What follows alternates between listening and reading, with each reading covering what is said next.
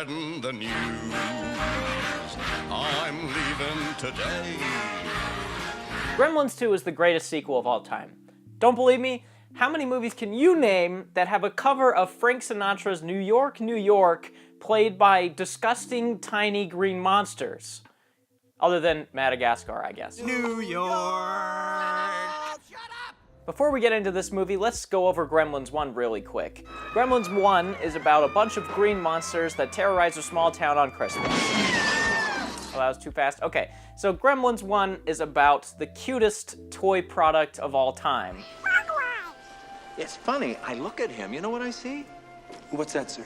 Dolls with suction cups staring out car windows. This cute toy product is called Gizmo, and Gizmo is what is called a mogwai, which is just a basic household pet, but with a small twist. When you care for a mogwai, you have to adhere to 3 rules in order to keep it as is, as a friendly, cute pet. Look, mister, there's 3 rules you've got to follow. Yeah, what kind of rules? Keep him out of the light. He hates bright light, especially sunlight. It'll kill him. And keep him away from water. Don't get him wet. But the most important rule, the rule you can never forget, no matter how much he cries, no matter how much he begs, never, never feed him after midnight. These rules are all broken, and gremlins run rampant on this small town whose only line of defense is Zach Galligan, aka Billy Peltzer. It's a simple but effective premise that Joe Dante infuses some genuinely funny humor into.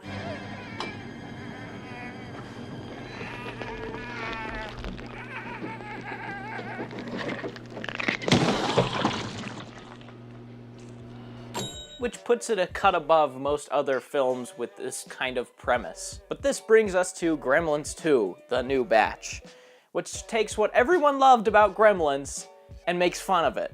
Wait. What if one of them eats something at 11 o'clock, but then he gets something stuck in his teeth? Yeah, like a caraway seed or a sesame seed. Whatever, right. And then after 12 o'clock, it comes out. Now, he didn't eat that after midnight. Yeah, that's right. I didn't make the rules, okay? Rules? I don't believe this. Oh, wait a minute. What about this? What if they're eating in an airplane and they cross a time zone? I mean, it's always midnight somewhere. This creates one of the most uniquely absurd movies of all time. I mean, it literally opens with a Looney Tunes sketch, which most people would say doesn't belong here, but I say it actually sets the stage for Gremlins 2, the new batch, quite well. And if you've ever seen a Looney Tune, then you know what I mean. But the real film opens with Clamp, who is offering the old Chinese guy from the first film money to buy his shop. But, of course, the old Chinese man says no, and the scene is really only here to show that Gizmo watches Rambo to set up that he becomes Rambo later.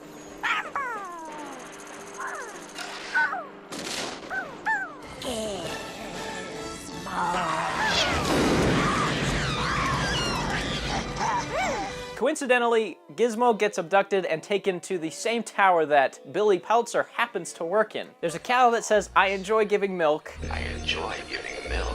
Zach Galligan steals Gizmo from the biolab, but disaster strikes when water accidentally hits Gizmo.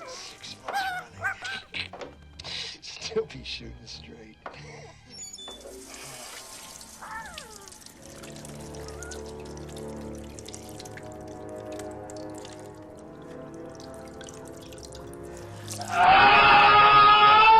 This is what makes Gremlins 2, the new batch, so great. Joe Dante knows exactly what kind of movie he's making and exactly what people loved about the first one, and he just makes fun of it. It's so incredibly self-aware, but unlike most movies that are self-aware or break the fourth wall like a Deadpool, that's just lazy writing. It doesn't use its fourth wall breaking humor as a crutch for its story. Instead, it's literally the entire story. It's so absurd and self-aware that when something like this happens... It's the movie Gremlins, though I really can't imagine why.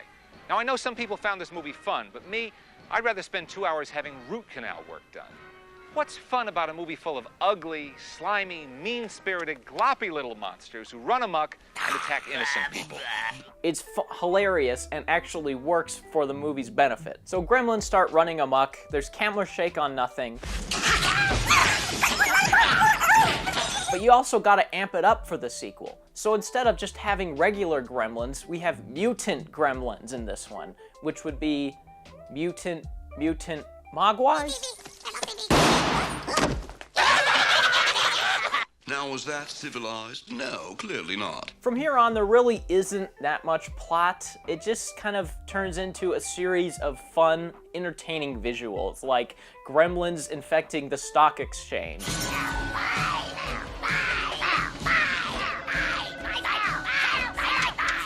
A Phantom of the Opera gremlin.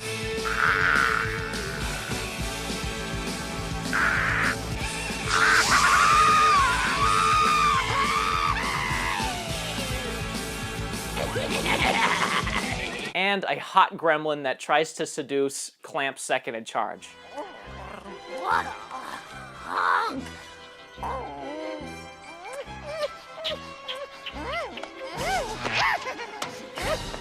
Well, rapes. Tries to rape Clamp's second in charge. But by the end, he's fine with it.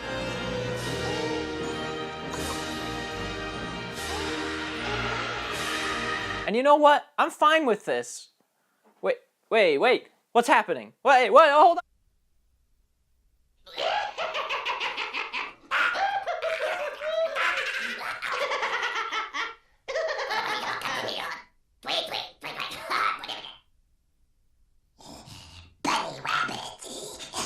But it's not just visuals for the sake of it. There is a story that makes this cohesive, but I feel like it's very similar to the Coyote and the Roadrunner Looney Tune, where the Coyote is trying to catch the Roadrunner and presumably eat it, but the Roadrunner is always a step ahead of the Coyote and does horrible things to him.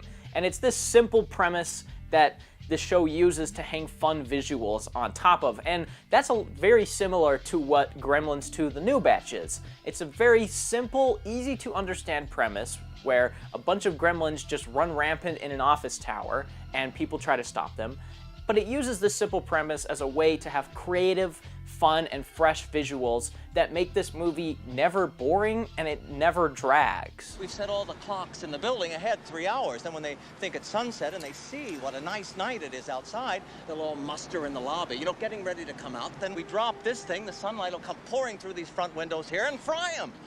Sure. So Gizmo hits the weights hit back, and then Phoebe Cates takes her shirt off. Oh wait, that's a wrong movie. Hold on, just give me a second. Yeah, it's kind of cold in here.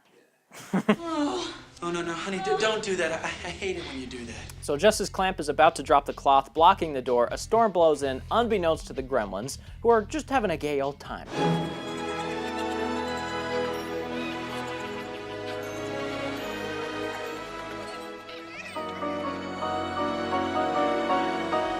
But now our merry band of misfits must improvise. Do you remember the electric gremlin that they had on hold from earlier? Well, that's good because I didn't tell you about it.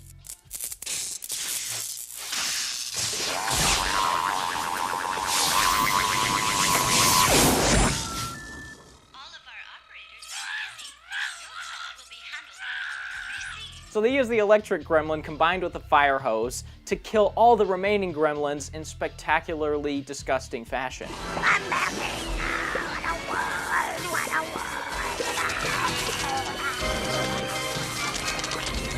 And that's it, that's Gremlins 2. And I realized that this wasn't exactly as in-depth a couch commentary as I normally do, but I don't feel like I needed to be that in-depth with this movie. Gremlins 2, The New Batch, is just a Looney Tune, and that's it. I don't need to explain anything. There isn't anything in this movie that I need to analyze or break down. It's just a simple premise with entertaining, funny, hilarious visuals. There's some great visuals, there's some hilarious running gags, like the revolving door. Let's go! All right, let's go. Come on, back.